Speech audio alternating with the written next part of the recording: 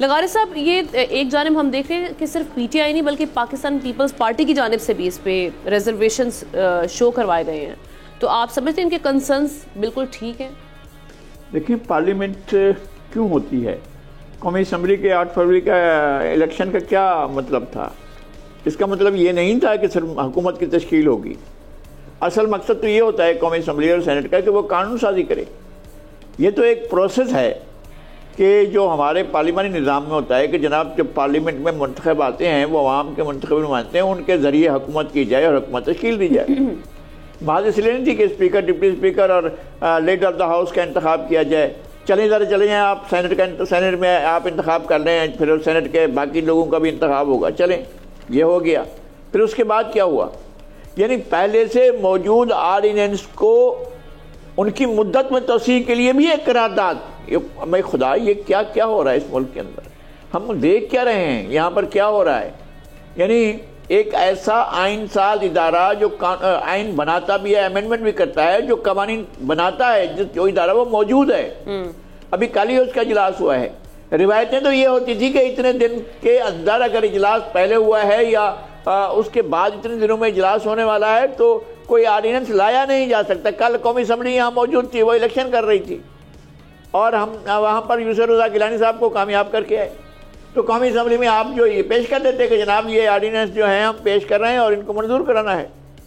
مجھے یہ شک ہے، ابھی میں نہیں کہتا ہوں کہ کیا معاملات ہیں، جو کچھ انہوں نے 18 مہینے کی مدت میں لائے تھے آرڈیننسز، 16 مہینے اور جی ان کا جو اقتدار تھا 16 مہینے کا جو بھی تھا، اس میں جو آرڈیننسز لائے یا نگران حکومت نے جو کچھ بھی کیا ہے، کیا یہ ان آرڈیننسز کو آپ باقاعدہ قانون کی شکل دے کر آپ لا نہیں سکتے ہیں؟ کون سی ایسی چیز ہے جو اس بات سے روک رہی ہے کہ ان کو ایوان میں نہ پیش کیا جائے، براہ راست بھیجا جائے؟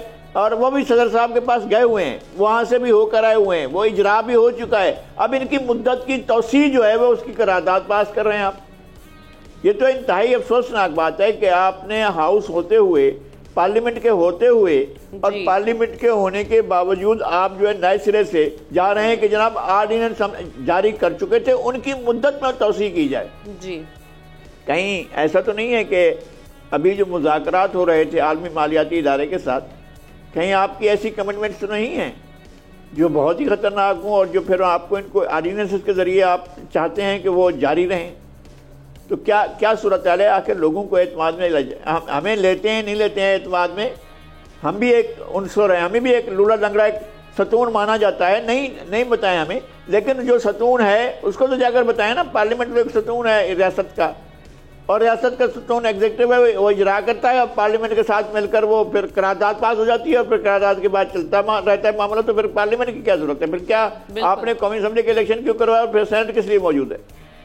صحیح. شاہ صاحب بالکل بڑی اہم نقطے کی جانب انہوں نے توجہ ہماری مبذول کروائی ہے لغاری صاحب نے. آپ کس طرح سے دیکھ رہے ہیں ساری سچویشن کو، یہ جو کچھ آج نیشنل اسمبلی میں ہوا؟ دیکھیے، دو چیزیں بڑی بات ہیں. ہمیشہ پروٹیکٹ کرتے ہیں رولنگ ایلیٹ، اور اس وقت جو ہماری اسمبلی تو پارلیمنٹ کے اندر لوگ بیٹھے ہوئے وہ پاکستان کے لیے، پاکستان کے لوگوں کے لیے تو آرڈیننس نہیں بنا رہے، اور کتنی چیزیں وہ کر رہے ہیں ان کے اپنے انٹرسٹ ہیں. دیکھیں کیوں پیپلز پارٹی کو کنسرن ہے. کنسرن کا مین ریزن یہی ہے کہ آبویسلی ایسے چیزیں ہیں جو کہ ان کے انٹرسٹ کو ہٹ کر رہی ہیں. دوسرا ایک بڑی واضح چیز ہے کہ دیکھیں ہمارے ملک کے اندر جب آرٹیکل 9 کی بات کی ملا صاحب نے، بے شک ان کے پاس اختیار ہے، لیکن اب صورتحال یہ ہے کہ آپ پینشن کی ایسی چیزیں کریں جو آپ کے انٹرسٹ کو سرو کرتی ہیں. کیا آپ کو جس بنیاد کے اوپر حکومت میں لایا گیا، کیا آپ ان لوگوں کے اہلکار بن کے کچھ ایسی چیزیں کر رہے ہیں جو ان کے انٹرسٹ کو سرو کریں گی؟ دوسری بات یہ کہ اپوزیشن کے خوف کیوں ہے؟ اپوزیشن کا تو کام ہی جو ہے وہ چیزوں کو جو ہے وہ اس کے اوپر آبجیکٹ کرنا ہے، اس کے لیے جو ہے وہ اپنی رائے پیش کرنا ہے. تو میرے خیال سے اوور آل دیکھا جائے تو سچویشن آپ کے اندر، آپ کے سسٹم کے اندر موجود ہے کہ آپ نے یہ آرڈیننس کس طریقے سے لے کے جانے ہیں. ٹینشن بالکل میں تو یہ سمجھتا ہوں کہ بدنیتی سے مبنی ہوگی. میرے تینوں پیرنٹس کی بات نہیں کی، لیکن بدنیتی ہے تو اس کی چلتی ہے نا.